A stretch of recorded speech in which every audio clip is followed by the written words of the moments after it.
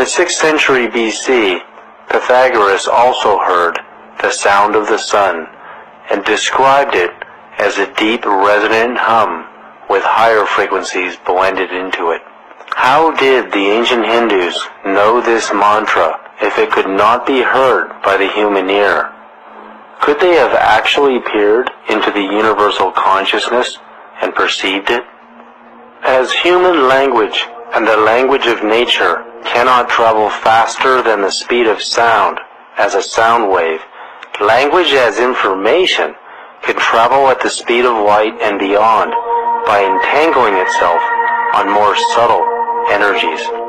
In the same way that we can send human voices or music on radio waves at the speed of light, we can send our own dialogue, personal energy signature, and information